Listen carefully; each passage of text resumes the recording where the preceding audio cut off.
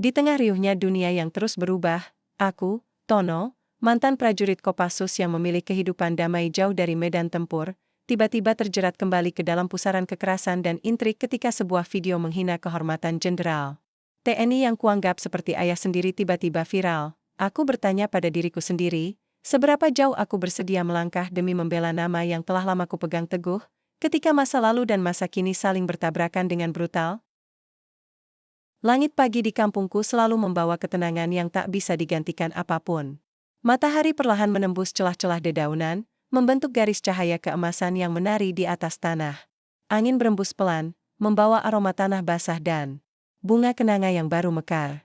Disinilah aku, Tono, menjalani hidup yang selama ini kudambakan, jauh dari suara tembakan, jauh dari ledakan, dan yang paling penting, jauh dari perintah untuk membunuh. Sudah lebih dari 10 tahun sejak aku meletakkan senjata dan melepas seragam loreng kebanggaanku. Dulu, aku prajurit Kopassus, pasukan khusus yang dilatih untuk misi-misi yang tak semua orang bisa bayangkan. Darah, keringat, dan air mata sudah jadi teman akrabku. Tapi hari ini, aku hanya seorang petani. Seorang suami dari wanita yang paling sabar di dunia, dan ayah dari 2 anak yang tak pernah tahu bahwa ayah mereka dulu pernah berdiri di antara hidup dan mati. Aku mencangkul tanah sambil bersenandung kecil. Di kejauhan, suara burung jalak bersahut-sahutan. Tanganku penuh lumpur, tapi hatiku bersih. Setidaknya itu yang kupercaya. Hingga pagi itu, aku sedang beristirahat di teras, minum teh panas buatan istriku, ketika suara notifikasi dari ponsel anak sulungku berbunyi.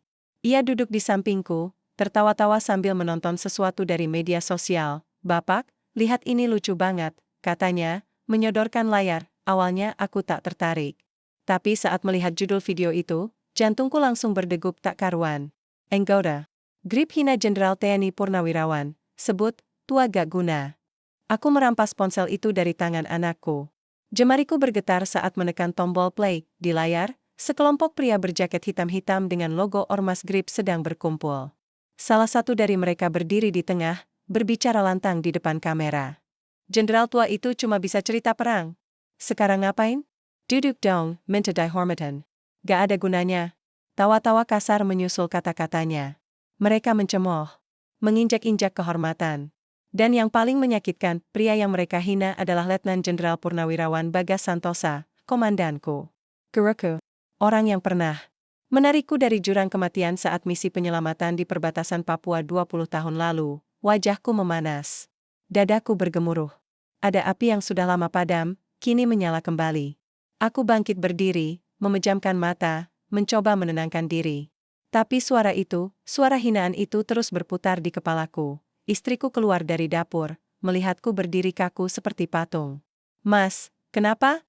Aku tak menjawab. Ponsel di tanganku masih memutar video itu.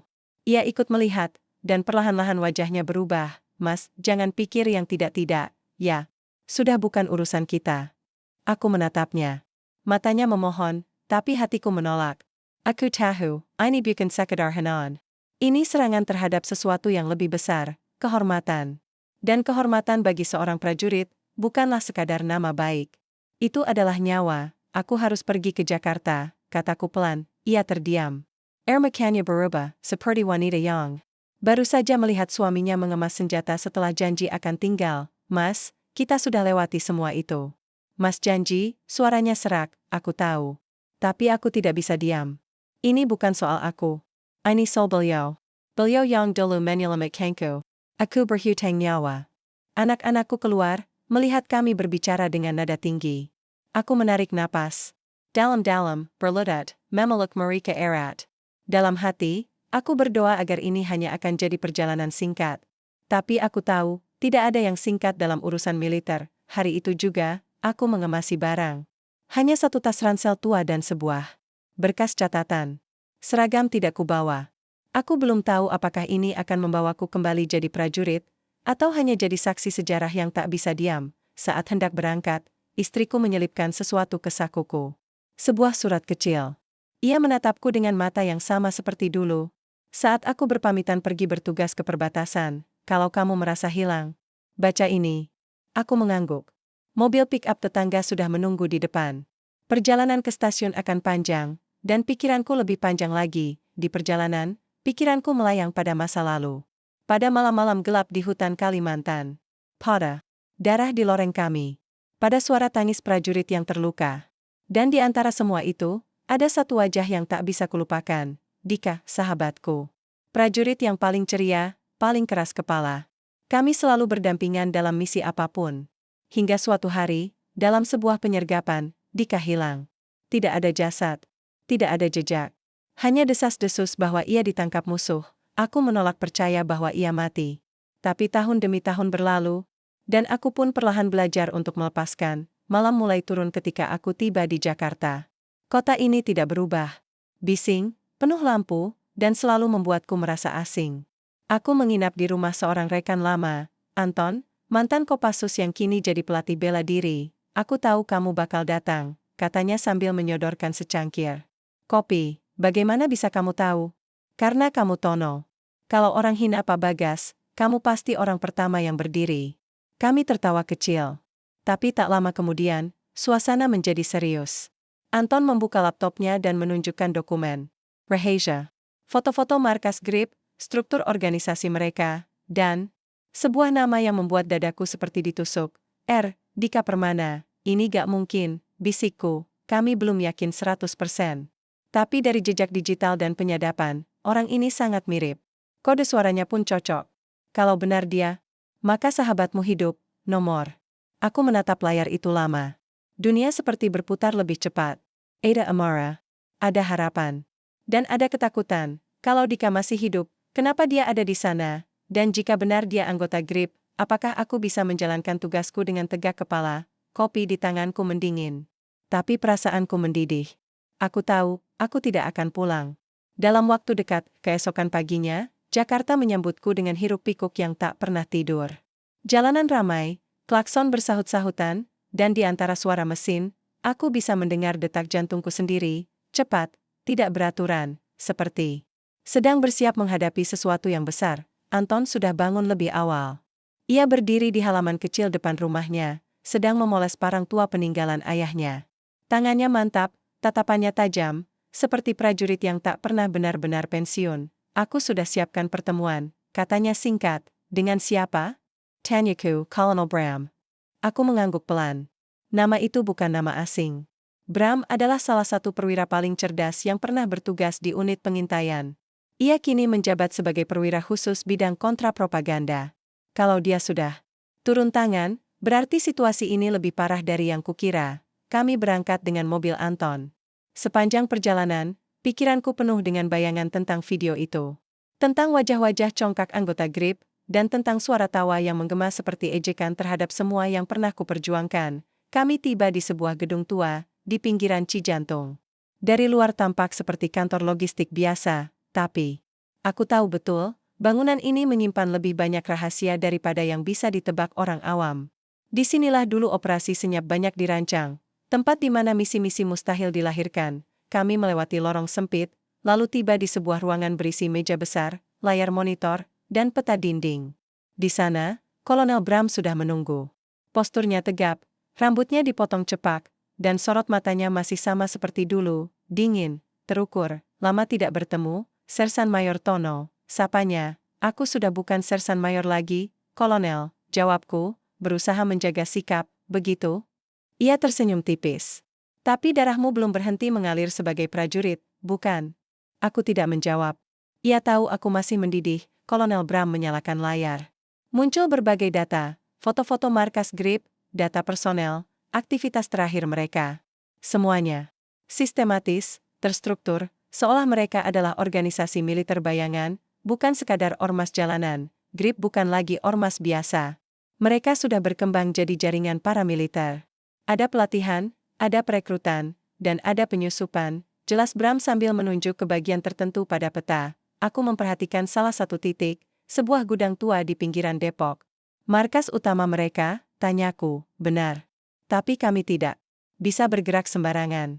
Mereka punya jaringan media yang kuat. Satu kesalahan, dan kita akan terlihat seperti penjajah di negeri sendiri. Lalu, suaraku mulai meninggi. Apa kita akan diam saja? Menonton mereka menghina jenderal kita? Menunggu sampai kehormatan jadi bahan tertawaan? Bram menatapku. Dalam sekejap, ruangan itu menjadi senyap, kita tidak akan tinggal diam. Karena itu kau ada di sini. Aku terdiam. Kami butuh seseorang yang bisa menyusup tanpa mencolok. Yang paham medan, yang bisa bertindak di luar protokol. Kami butuh seseorang seperti kau. Dareka bertegap. Aku tahu arah pembicaraan ini, kau ingin aku kembali, bisikku, bukan. Sebagai prajurit aktif. Tapi sebagai mata dan telinga kami. Di dalam. Tanpa seragam. Tanpa identitas. Aku menarik napas panjang. Rasanya seperti kembali ke titik nol, saat dulu pertama kali diberi misi yang tak tercatat dalam buku apapun, dan jika memang Dika benar-benar bagian dari mereka. Tanyaku perlahan, Bram tak menjawab seketika. Ia memutar tubuh, lalu membuka laci meja dan meletakkan sebuah berkas. Di dalamnya, ada foto yang membuat tanganku gemetar. Foto itu buram, diambil dari kamera jarak jauh. Tapi wajah itu tidak salah. Lagi, Dika sahabatku, kawan seperjuangan. Kini berdiri dengan rompi hitam berlogo Grip, memegang handy-talkie, memimpin sekelompok pemuda bertubuh kekar. Dia terlihat memimpin unit dalam pelatihan ormas itu, jelas Bram. Tapi informan kami bilang, dia tidak sepenuhnya setia. Beberapa gerak-geriknya mencurigakan. Dia bisa saja menyusup juga seperti aku. Bisa saja. Tapi bisa juga dia sudah benar-benar berubah. Aku menatap foto itu lama. Person berselang di dalam dada. Antara harapan dan pengkhianatan aku. Butuh waktu, kataku akhirnya, kau punya 2 hari. Jawab Bram singkat, malamnya, aku duduk sendirian di loteng rumah Anton. Di tanganku, surat dari istriku. Kertas itu tipis, tintanya agak pudar karena terkena keringat tanganku yang dingin. Mas, aku tahu kamu selalu berjalan di antara 2 dunia. Dunia perang dan dunia damai. Tapi ingatlah, pulanglah sebagai dirimu yang utuh. Kami tak butuh pahlawan. Kami butuh ayah.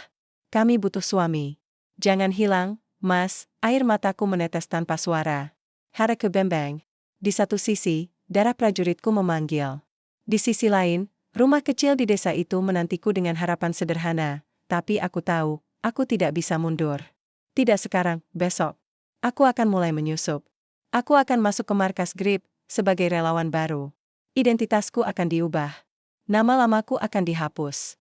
Dan di dalam sana, aku akan mencari tahu, siapa yang benar, siapa yang bersalah, dan apakah Dika masih Dika yang kukenal. Perang baru akan dimulai.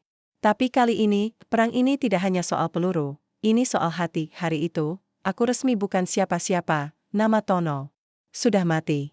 Di dokumen yang kubawa, identitasku adalah Yuda, seorang perantau dari Jawa Tengah yang mencari penghidupan di ibu kota.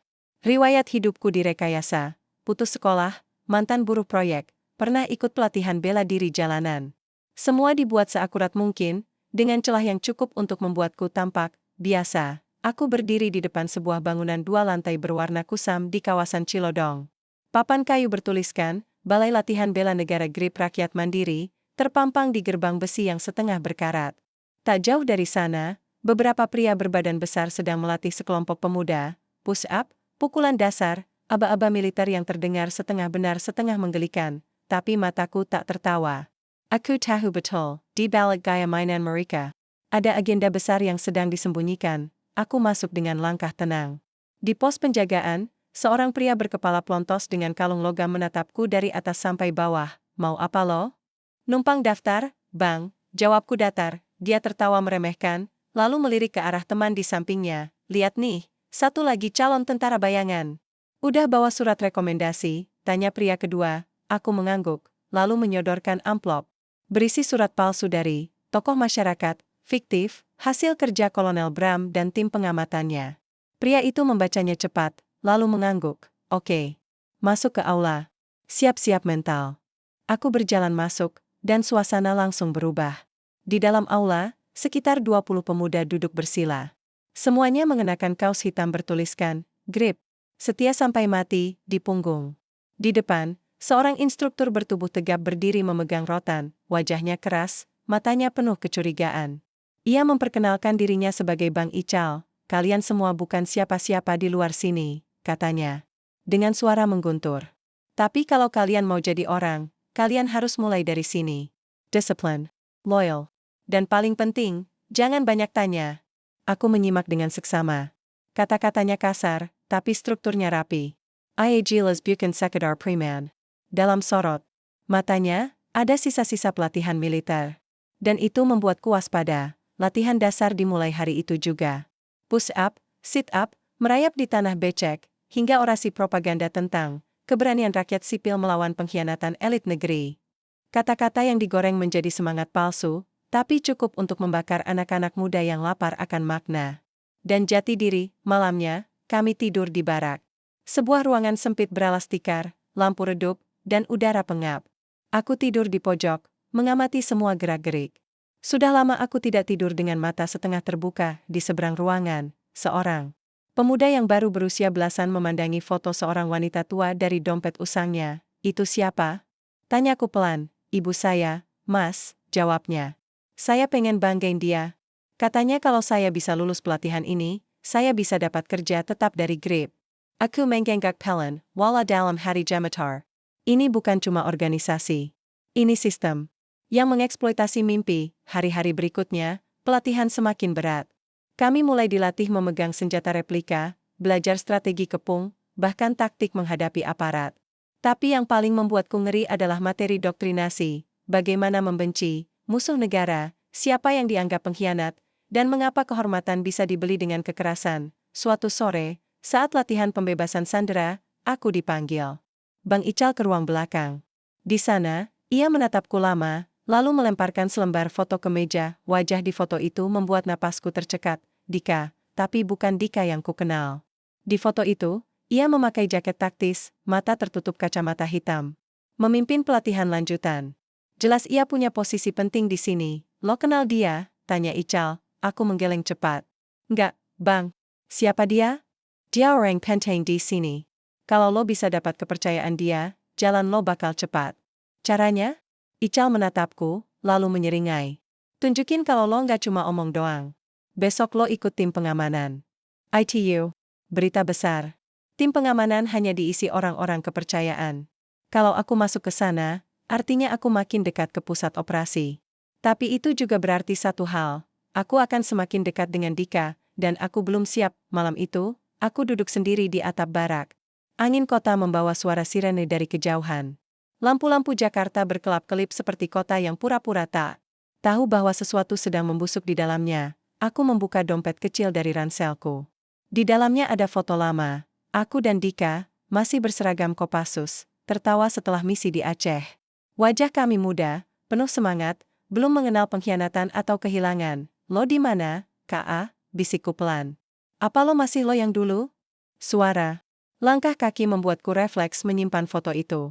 Seorang pria mendekat, duduk di sampingku tanpa banyak bicara. Aku dengar lo mantan tentara, katanya. Aku menoleh cepat. Siapa lo? Dia tersenyum tipis. Namaku Rian. Udah lama di Grip. Tapi aku bukan pemuja kekerasan. Aku cuma pengamat seperti lo. Napasku cekat. Apa maksud lo? Lo nggak kelihatan kayak orang yang terjebak keadaan. Lo masuk ke sini karena lo mau nyari sesuatu, atau seseorang. Aku menegakkan tubuh. Hati-hati ngomong. Rian. Menatapku tajam. Gue di pihak yang sama, Yuda, atau apapun nama lo yang sebenarnya. Tapi kalau lo mau selamat, jangan gegabah. Dika bukan lagi orang yang sama. Ia bangkit dan pergi, meninggalkanku dalam kebingungan yang lebih dalam. Pagi berikutnya, aku resmi jadi bagian dari tim pengamanan dalam sebuah acara internal Grip. Di sana, untuk pertama kalinya sejak lebih dari 10 tahun. Aku melihat Dika secara langsung. Ia berdiri di podium kecil, berbicara kepada massa, suaranya lantang. Wajahnya keras. Tapi matanya, kosong. Dan untuk sesaat, aku merasa sahabatku benar-benar sudah mati. Aku tak pernah membayangkan akan melihat Dika berdiri di depan massa, mengenakan jaket Grip dengan emblem besar di dada, tegas, gagah, dan penuh kepercayaan diri. Tapi yang paling menggangguku bukan penampilannya, melainkan matanya. Tatapan kosong. Seolah tubuh itu diisi seseorang yang bukan Dika yang dulu. Ia berbicara tentang kehormatan, tentang perlunya rakyat melawan ketidakadilan, tentang bagaimana para pensiunan jenderal adalah simbol kemunafikan yang harus dilawan. Kata-katanya menyusuk, pedas, tapi juga penuh rekayasa. Aku tahu persis, itu bukan suara hatinya. Itu bukan cara Dika berpikir. Dulu, dia orang pertama yang akan melindungi simbol-simbol negara. Orang yang berdiri paling depan saat kami ditugaskan menjaga jalur aman bagi seorang kolonel yang terancam. Orang yang percaya bahwa kehormatan bukan untuk dijual atau dihina tapi. Kini dia seperti boneka yang bergerak sesuai perintah bayangan. Setelah acara selesai, aku kembali ke barak dengan kepala penuh pertanyaan. Tubuhku penat, tapi pikiranku terus bekerja. Ada sesuatu yang salah. Terlalu salah. Dan aku berniat menemukan jawabannya, walau harus menggali ke bagian terdalam masa lalu. Hari-hari berikutnya kuhabiskan untuk meraih kepercayaan lebih dalam. Dari dalam organisasi. Aku mulai dipanggil untuk pengawalan distribusi logistik, pengamanan pertemuan tertutup, bahkan terlibat dalam pengintaian kelompok masyarakat yang dicurigai menentang GRIP. Setiap kali nama Dika disebut, aku pasang telinga. Namun anehnya, tak banyak orang yang benar-benar dekat dengannya. Bahkan Bang Ical, yang jelas punya posisi penting, tak pernah terlihat berbicara akrab dengannya. Dika itu orang dalam, kata Rian suatu malam saat kami menjaga gudang logistik. Tapi dia jarang bersentuhan langsung. Dia kayak simbol kekuatan. Apa dia punya atasan? Tanyaku hati-hati. Rian menatap langit sebentar. Semua orang punya atasan, kecuali yang mati. Aku mengerutkan dahi. Maksud lo? Kadang? Gue curiga Dika bukan penggerak utama. Dia kumapayan. Yang mainin semua ini bukan dia. Kata-kata itu membuat perasaanku makin tak enak. Jika benar Dika dikendalikan, maka ada kekuatan yang lebih besar di balik GRIP. Dan mungkin Dika sedang terjebak, bukan mengkhianat. Suatu malam, aku nekat menyelinap ke ruang administrasi markas utama. Berbekal kode yang kudapat dari percakapan anggota senior, aku berhasil membuka komputer tua yang digunakan untuk menyimpan file keanggotaan dan dokumen strategis. Aku telusuri folder demi folder. Kebanyakan berisi daftar relawan, laporan bulanan, dan penjaluran logistik. Tapi satu file menarik perhatianku, protokol Sigma, level 2. Folder itu terkunci dengan sandi, kupikir keras. Nama, tanggal, kode numerik. Semua kombinasi ku tebak, sampai akhirnya, entah kenapa, aku mencoba sesuatu yang hanya aku dan Dika tahu, Bravo Delta, kode nama latihan pertama kami saat masih di Kopassus. Folder terbuka, jantungku hampir meloncat keluar dari dada. Di dalamnya terdapat catatan singkat, laporan komunikasi, dan satu rekaman suara berdurasi hampir 2 menit. Suara itu adalah suara Dika. Saya ulangi, saya tidak bisa teruskan operasi ini. Banyak yang mulai curiga. Mereka menerima di sekeliling saya. Tapi saya tak bisa kabur. Mereka punya rekaman lama saya. Kalau itu dibocorkan, hidup saya selesai. Bukan cuma saya, keluarga saya juga, saya bukan pengkhianat. Saya hanya ingin semua ini selesai. Tanganku gemetar. Dika terjebak, dia bukan pengkhianat. Dia sandera. Aku cepat-cepat menyalin file itu ke dalam flash disk. Langkahku pelan saat keluar dari ruangan, jantungku berdebar seperti drum perang. Tapi sebelum sempat menutup pintu, sebuah suara membuyarkan semuanya. Kau bukan orang sini. Ya, aku membeku. Di balik bayangan, berdiri seorang pria tua dengan jubah panjang. Wajahnya pucat, matanya tajam seperti seekor ular yang sedang menunggu mangsa. Dia bukan siapa-siapa dalam struktur GRIB yang kukenal. Tapi cara dia berdiri, cara dia menatap, dia orang penting. Mungkin dalangnya, aku tahu mata-mata kalau lihat satu, katanya pelan. Kau pikir bisa menyusup semudah itu? Aku tak menjawab. Tanganku perlahan bergerak ke arah pinggang, tempat peso kesel tersembunyi di balik ikat pinggang. Tapi pria itu hanya tersenyum. Aku belum akan melaporkanmu. Justru aku ingin tahu sejauh mana kau bisa menggali. Karena kadang, tahu terlalu banyak adalah kutukan. Lalu dia pergi. Begitu saja, aku tak bisa bergerak. Napasku tercekat. Tapi satu hal jelas, aku sudah dilihat. Dan waktuku tidak banyak. Malam itu, aku kembali ke barak dan menulis laporan singkat di kertas kecil. Esoknya, aku menitipkan laporan itu melalui kontak Kolonel Bram dengan sistem drop point di bawah jembatan layang Lenteng Agung. Cara lama, tapi efektif, isinya jelas, Dika tidak bersalah. Dia sandera. Dan ada kekuatan besar yang menyetir GRIP dari balik layar, tapi aku tahu, menyampaikan fakta hanyalah awal. Yang lebih berat adalah, menyelamatkan Dika, dan itu, tak akan mudah. Hari berikutnya, perintah baru datang. Aku ditugaskan menjadi pengawal pribadi dalam konvoi yang dipimpin langsung oleh Dika. Ini kesempatan. Tapi juga jebakan. Sore itu, aku duduk di kursi depan mobil, Dika di belakang, ditemani dua pria lain bersenjata laras pendek. Konvoi bergerak menuju sebuah lokasi yang tidak disebutkan, mungkin basis pelatihan rahasia. Atau Tempat eksekusi bagi mereka yang dianggap ganda. Aku bicara padanya lewat kaca spion. Apa kabar, Bang? Ia tak menjawab. Masih suka makan nasi goreng di warung belakang asrama? Tanyaku lagi, mencoba membuka pintu ingatan. Mata Dika terangkat. Matanya menatapku, dan aku tahu, ia mengenaliku, tapi ia tak mengatakan apa-apa. Ia hanya memalingkan wajah, dan berbisik pada pengawal di sampingnya, hentikan mobil di pos ketiga. Aku mau bicara empat mata dengan sopir. Dek, ini bisa jadi akhir, atau awal dari sesuatu yang lebih besar. Mobil berhenti di sebuah pos pengamanan. Sederhana, di pinggir jalan yang mulai sepi. Dika turun tanpa berkata apa-apa, dan berjalan mendekat ke kaca depan, menatapku dengan sorot mata yang sulit kubaca. Jantungku berdetak keras, campuran antara rasa cemas, penasaran, dan beban yang sudah lama kupendam. Yuda, suaranya serak dan berat. Aku tahu kamu yang ada di balik nama itu. Aku mengangguk pelan, mencoba mengatur napas. Aku datang. Bukan untuk melawan, Bang. Aku datang untuk mengerti. Dia menggeleng, seolah beban dunia ada di pundaknya. Kamu tahu apa yang terjadi padaku? Setelah kita berpisah, aku dipaksa keluar dari Kopassus. Bukan karena aku lemah, tapi karena aku menolak perintah yang aku anggap salah. Aku mendengarkan dengan seksama, setiap kata yang keluar dari mulutnya membuat hatiku sakit. Mereka memanfaatkan aku, lanjutnya. Memanipulasi masa lalu dan ketakutanku. Aku bukan pengkhianat, tapi aku dipaksa memilih sisi yang salah, atau kehilangan segalanya. Mata kami bertemu, dan untuk sesaat aku melihat kilatan pria yang dulu ku kenal, teman seperjuangan, sahabat. Yang hilang. Kalau begitu, kenapa kau terus bertahan di sini? Tanyaku pelan, karena aku takut. Aku takut kehilangan keluarga. Takut hidupku hancur jika aku berontak. Mereka punya rekaman lama yang bisa menghancurkan aku, jawabnya. Tapi, aku ingin keluar. Aku ingin bertemu denganmu, bicara tentang jalan keluar. Aku menarik napas panjang. Kita bisa hadapi ini bersama.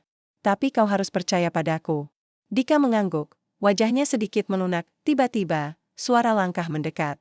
Dua pria bersenjata yang tadi ikut konvoi muncul dari balik pohon, tatapan.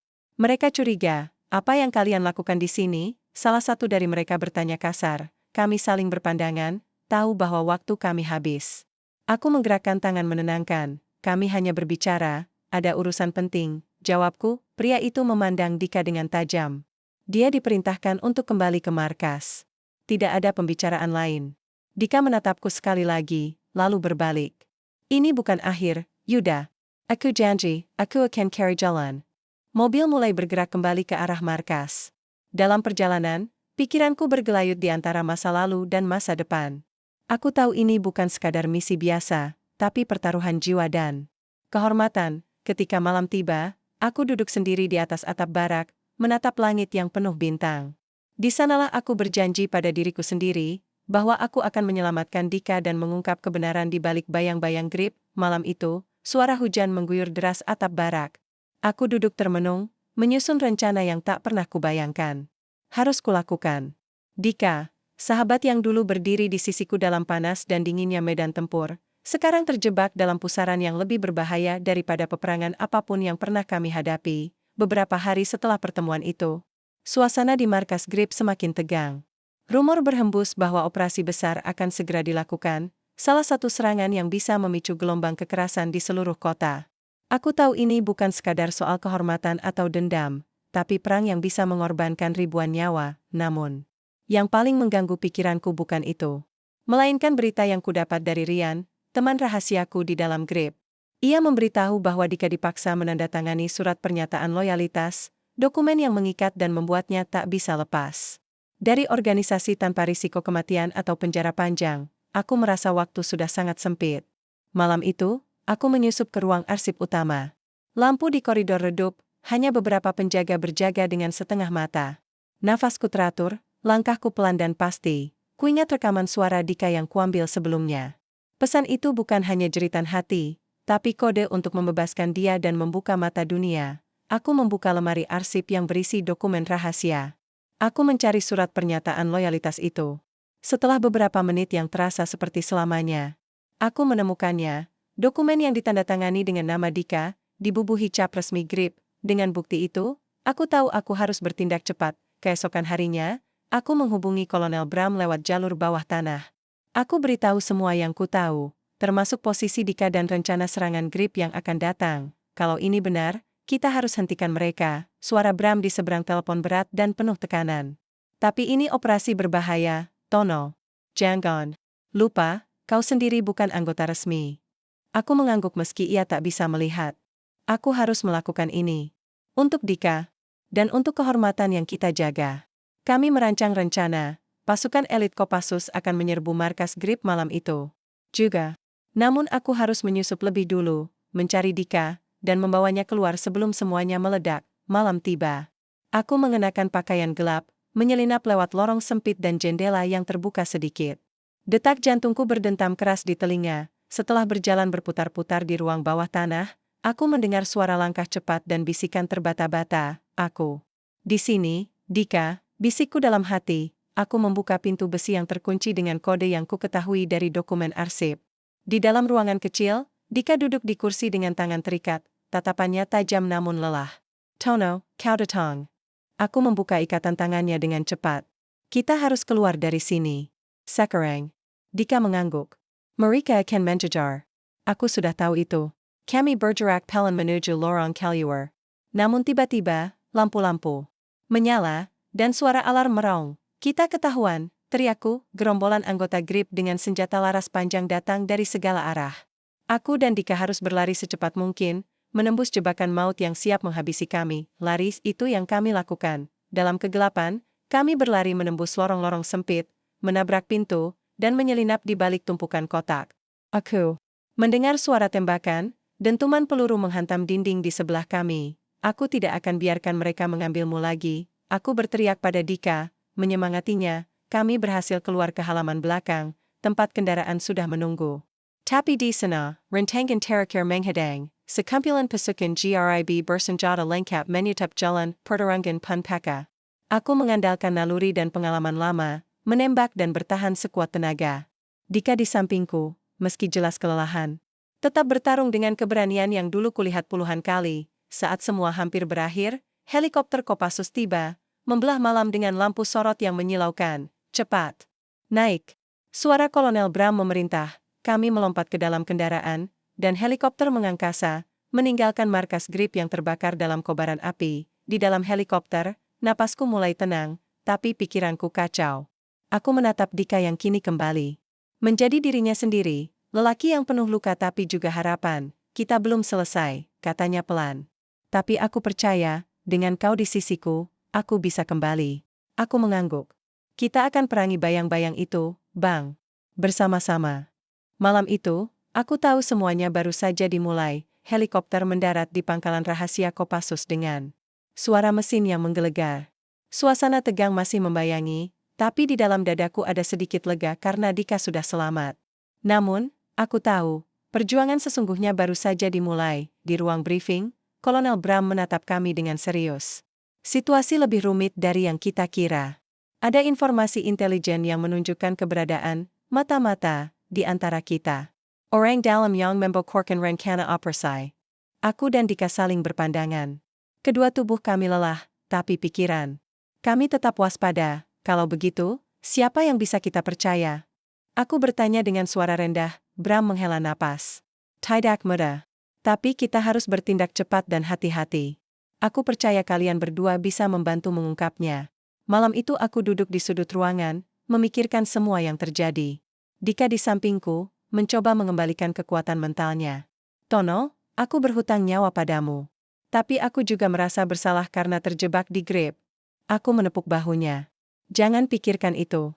Yang penting sekarang, kita harus bersatu untuk melawan pengkhianatan ini. Hari demi hari berlalu, dan aku mulai melakukan penyelidikan diam-diam. Informasi-informasi kecil kugabungkan, mulai dari daftar anggota Grip yang aktif berkomunikasi dengan pihak luar, sampai ke anomali logistik yang mencurigakan. Suatu malam, aku menemukan sesuatu yang mengerikan. Bukti rekaman sebuah pertemuan rahasia antara seseorang di Kopassus dan anggota Grip. Dalam rekaman itu, suara yang kukenal betul, Kolonel Bram. Aku hampir tidak percaya. Bram, orang yang selama ini kukagumi dan percayai, mungkin adalah dalang pengkhianatan di dalam tubuh Kopassus. Dengan tangan gemetar, aku memutar ulang rekaman itu. Semua kata-katanya jelas, berisi kesepakatan yang bisa menghancurkan operasi. Pertarungan batin terjadi dalam diriku. Apakah aku harus menghadapinya? Apakah ini jebakan yang akan memporak-porandakan kami semua? Namun, jika aku tidak bertindak, kehormatan dan nyawa banyak orang akan terancam. Aku mengundang Dika untuk berdiskusi. Kita harus konfrontasi Bram.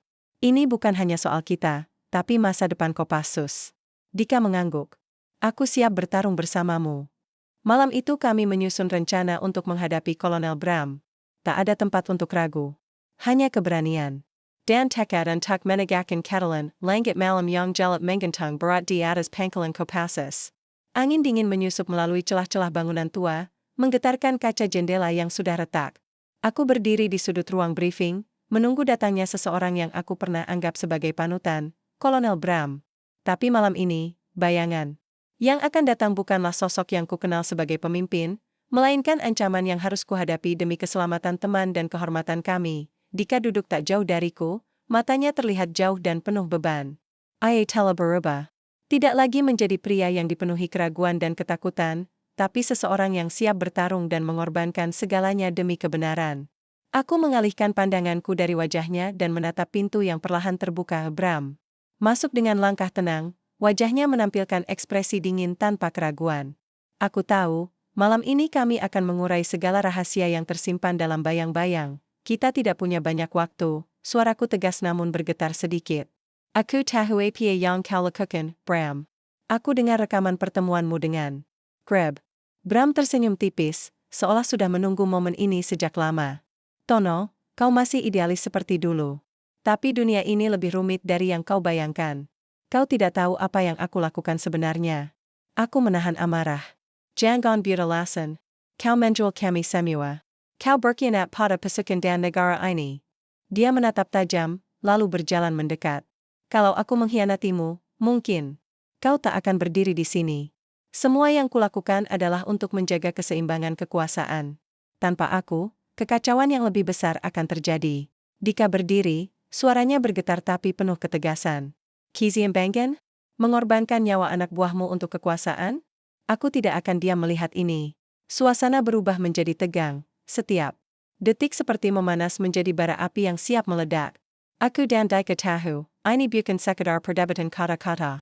Ini adalah pertarungan terakhir antara loyalitas dan pengkhianatan. Tunjukkan apa yang kau rencanakan, Bram. Aku menantang. Bram mengangkat tangan, memberi isyarat. Kalian akan lihat. Malam ini adalah awal dari era baru. Era di mana semua pihak harus tunduk pada kekuatan nyata. Tiba-tiba, terdengar suara langkah cepat dan beberapa pasukan bersenjata masuk ke ruangan. Aku segera siaga, menarik Dika ke belakang. Ini jebakan, aku berbisik, namun Bram sudah mengeluarkan pistol dari balik jasnya, mengarah ke kami. Kalian sudah terlalu lama mengganggu rencana ini. Kini saatnya kalian menghilang. Dalam sekejap, aku merespons dengan refleks lama, menarik Dika dan melompat ke samping. Tembakan pertama melesat, menghantam dinding tepat di belakang kami. Pertarungan sengit pun pecah di dalam ruangan kecil itu. Aku berusaha melawan dengan segala kemampuan, beradu strategi dan tenaga dengan pasukan yang berusaha mengalahkan kami. Dika bergerak sigap di sisiku, kami saling melindungi satu sama lain. Namun jumlah mereka lebih banyak dan situasi semakin kritis. Aku tahu, aku harus mengakhiri ini sekarang atau kami semua akan kalah. Dengan keberanian dan naluri prajurit yang masih tertanam kuat, aku menembus posisi Bram. Saat itu, Bram melepaskan tembakan ke arahku.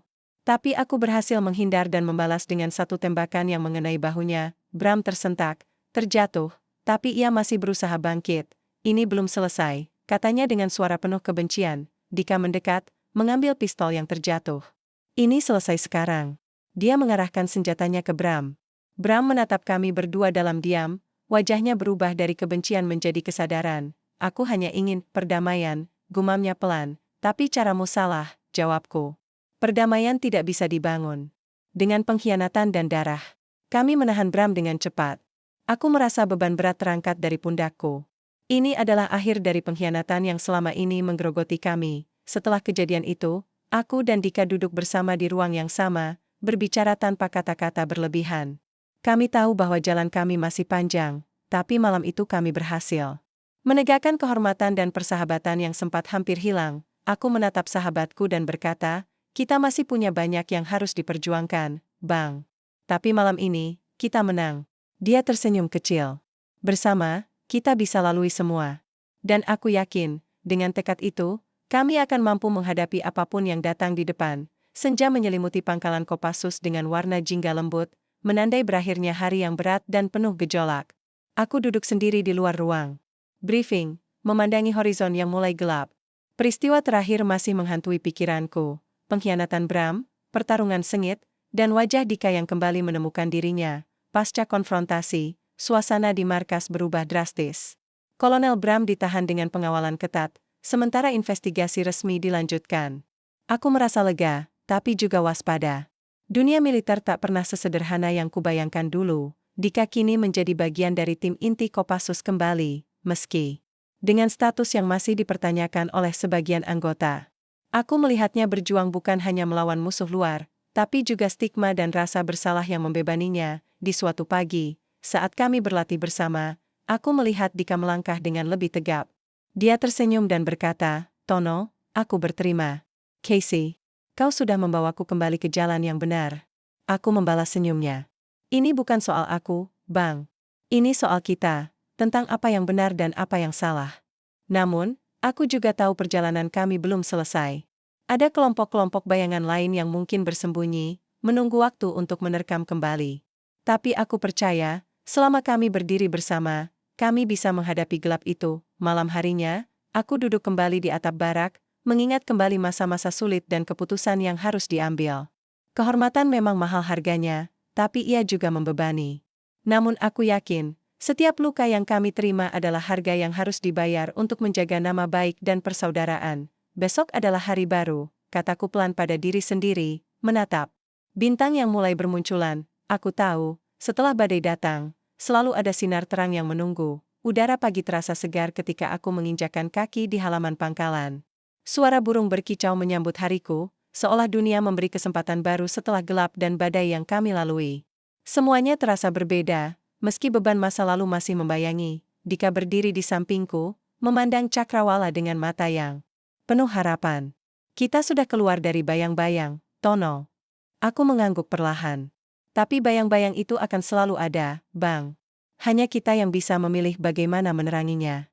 Hari ini kami mengadakan upacara kecil untuk mengenang prajurit-prajurit yang gugur dalam berbagai pertempuran, dan untuk merayakan persahabatan yang teruji waktu. Semua yang hadir terlihat lebih dewasa, lebih bijak. Aku berdiri tegak, mengenang masa-masa sebagai prajurit Kopassus dan perjalanan yang membawaku ke titik ini. Kehormatan bukanlah sesuatu yang mudah diperoleh, dan bukan pula sekadar kata kosong. Kehormatan adalah pilihan. Pilihan untuk berdiri teguh meski dunia mencoba menggoyahkan. Ketika upacara selesai, aku berjalan menyusuri koridor pangkalan. Beberapa prajurit muda menatapku dengan penuh rasa hormat dan harapan. Mungkin, aku bukan lagi prajurit yang sama seperti dulu. Tapi aku tahu, setiap langkahku akan kuarahkan untuk menjaga mereka dan nilai-nilai yang kami perjuangkan bersama. Dika menepuk bahuku, senyumannya menguatkan. "Mari kita hadapi masa depan, Tono. Bersama."